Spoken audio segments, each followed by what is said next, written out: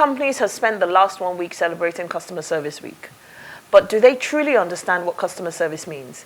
Do they properly deliver excellent customer service? And do values determine or define customer service delivery levels? I would say yes and no, but I may be totally wrong. Let's ask my guest. Okpe Wemi-Jones is an astute professional and serial entrepreneur with over 2 decades of professional work experience in the financial services industry. Okpe is currently the Chief Experience Officer at the Customer Focus Company Limited, an indigenous consulting firm that guides organizations in integrating a service culture into their corporate strategy, as well as educates employees and customers on their role in the chain of service delivery. One of her many entrepreneurial ventures is as the co-founder and director of Grandview Event Center. She's also the author of Quotes Me on Customer Service. Welcome, Okpe. Thank you so much, Feran. I'm really quite excited to have you here. Customer service is something that I'm quite passionate about. Same here, same here. So hopefully in the short time we have, we will be able to learn together and, change the face of customer service as it is today. I believe we'll make some contributions to improve it today. Awesome. First and foremost, though, what is customer service? Well, customer service, I don't think it's... there's a working definition, but in simple terms, I would say is whatever the customer says it is. So if the customer says, saying good morning to me, kneeling down is what customer service is to me, organizations then need to align their process and procedures to be able to meet that need. But in terms of definition, I would say is meeting and exceeding the customer's intellectual and emotional needs. And intellectual are basically the things that your businesses and organizations are set out to meet. So if you're a bank, of course, when I put money in my account, when I want to withdraw the money, I should have access to my money. The emotional aspect is being able to add, something that makes the whole process memorable to the customer. Okay. Intellectual and emotional. But to the beginning of your definition where you said it's whatever the customer says it is, and if the customer says, kneel down when you're greeting me, then you do that. That seems like a bit over the top. So, maybe the example I gave, but it's just understanding the customer. Until you understand your customer, you're never going to be able to serve them well. And when you understand what a customer needs, whatever it is you are offering will be to meet, and then you are more positioned to exceed the customer's needs. So when you lack understanding of what the customer needs in the first place, there won't be service. I see. And if you think there is service, it won't be the service that makes the customer happy. What if the customer is not an easy customer to understand or to even want to serve?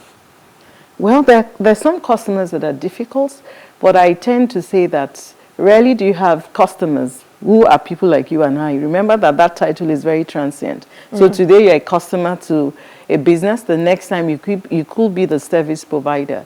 So I don't think any customer leaves their home in the morning with the intention to cause trouble at a service provider's place. It's always about something we promised that we're not keeping, or something that we decide to ignore, or the people we put at the touch points that is relating with the customer. So yeah, there are difficult customers, which is why part of my interest in customer service is not just to help organizations integrate a culture of service into their corporate strategy. It's also more about employees who are the various people at the touch points, and the customers also understanding their role. You can't be a rude customer and expect super service. So businesses should also understand that there are times that no is the best answer to tell a customer, and there are times you need to show the customer the exit. But before you do that, you would have done all that you expected to do as a business that is customer focused. Okay. So today, 2022 versus 10 years ago, 20 years ago, has customer service decreased or increased? 10 years ago, I would say there hasn't been any significant improvement. However, what looks like an improvement that we've seen is aided by technology. So, for instance, you go to the ATM, you put in your card, it's going to say, good morning, Okpe.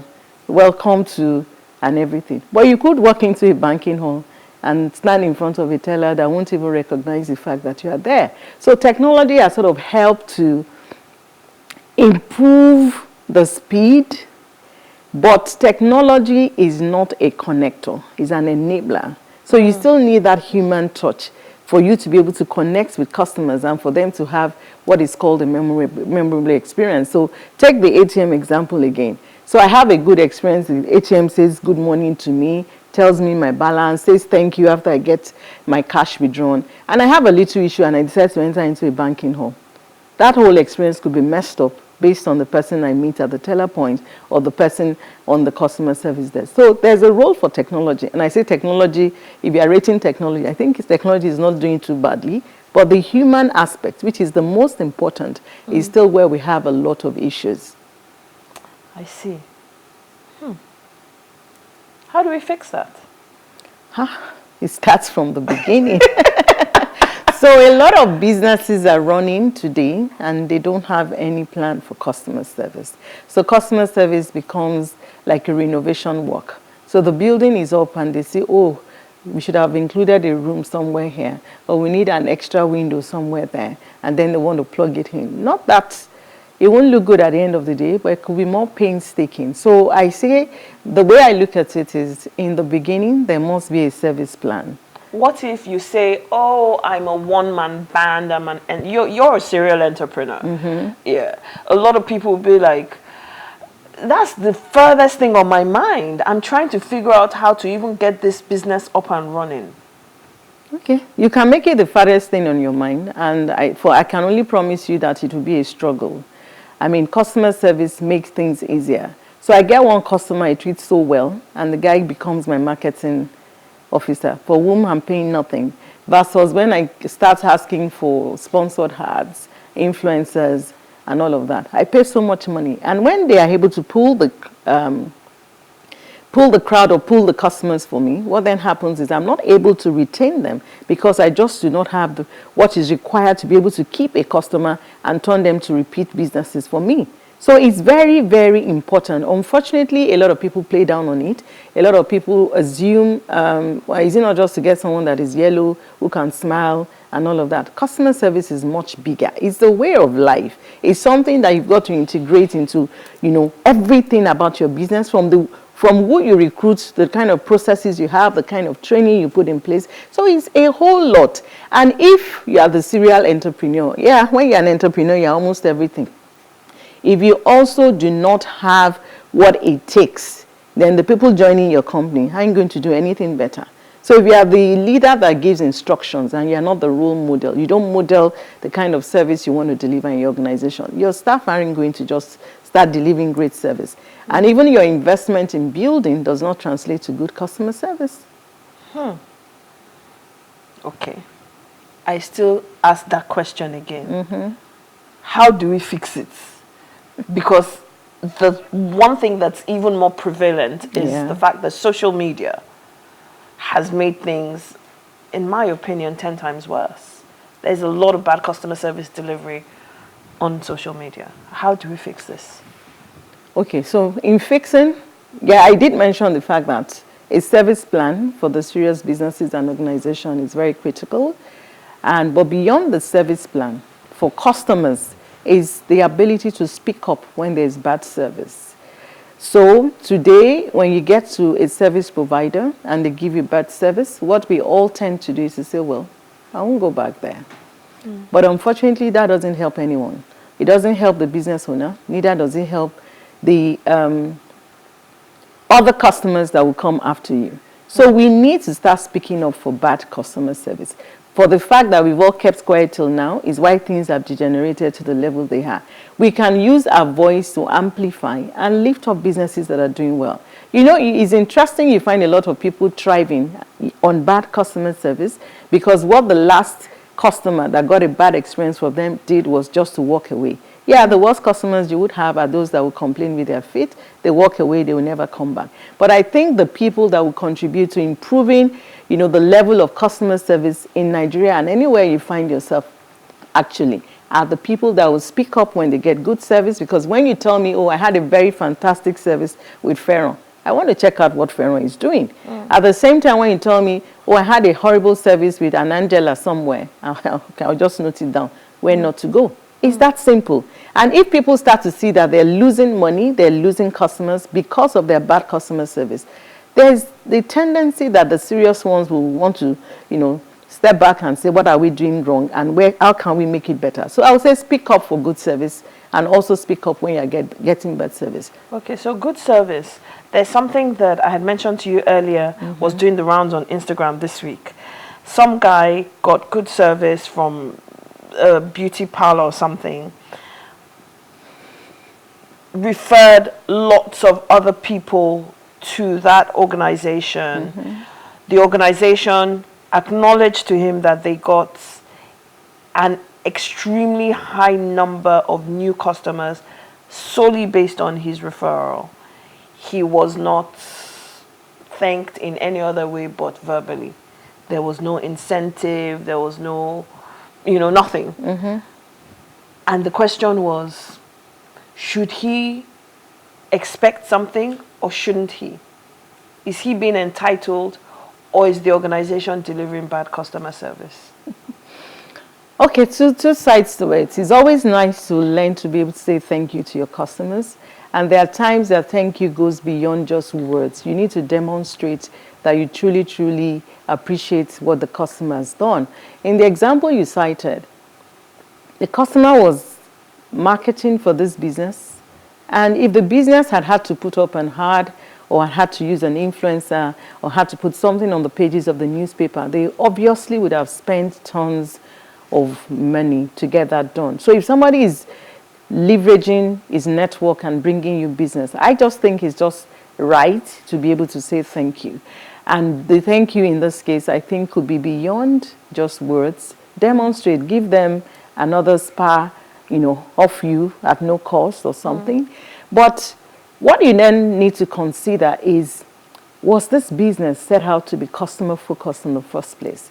Because if there was a plan in the first place, there would have been somewhere to say that for customers or behaviors like this is how we're going to respond to it. So maybe it came as a shock to them and they couldn't just know how to respond immediately. So I don't think that might be wrong. But now that they've seen what the customer or the feedback from the generality of the public is saying that they expect them to be able to do, the ability to also quickly respond to that also helps, to show that, okay, they really, truly, and truly value what the customer has done. But there is a place for saying thank you, and there are a lot of times that the thank you has to be done beyond just words. Giving something of value, the perceived value of what you give. So, for instance, if you had given the customer that did the advert for them another spa, the guy will look at it in terms of maybe that's a 40K or 50K savings for me. But to the spa, what does it cost? Not so much. True. Do established corporate organizations have better customer service than SMEs? Small SMEs. Maybe they have more money to throw at it. Not necessarily better, maybe they have more money to throw at it. Because for small businesses who are struggling to survive and pay the salaries of their staff, they want to put everything in to ensure that customers are happy. But you talk to a business or a large corporate that has 6 million customers, 10 million customers, they are just a number in the pool. Automation is used to serve you and all of that. So I won't say they are necessarily better, but they have a lot. They have more resources in terms of technology, in terms of being able to employ more people and all of that. For the SMEs, not having enough staff could be the cause of the bad service. Using human resources where technology should be used could also make things a bit more difficult for them. But I think in general, I just think everybody needs to put a bit more effort in increasing and improving on service delivery and ultimately the customer experience. So what are if you were to give us 3 to 5 guiding principles that anybody can follow, whether they're one-man band, a freelancer, an employee, an employer of labor, what would they be? What would the 3 to 5 principles that we can begin to implement now to improve customer service? Okay, so I'll say first of all, have a service plan, and that service plan has to be in the beginning. There is no business that doesn't have business plans. There's no corporate that doesn't spend money annually. I mean, we're getting towards the end of the year. Most organizations are now putting together plans for their retreat, to look at their strategy, to revalidate their strategy. Please just make some room to talk about customer service. Include it in your plan. And the next one is hire for attitude and train for skills. Hire for attitude and train for skills. Hire for attitude and train for skills. You can't help somebody with a bad attitude, unfortunately. The best you can do is to recommend them to your competitors for a job, because that would be a great relief to you. And thirdly, don't make your problem your customers' problems. They've got enough of their own. So when I come to you, I really don't want to hear what your limitations are. I want service, because that's what I pay for. And then feedback is the lifeblood of any relationship. You must be willing to take the feedback. It doesn't have to be good all of the time.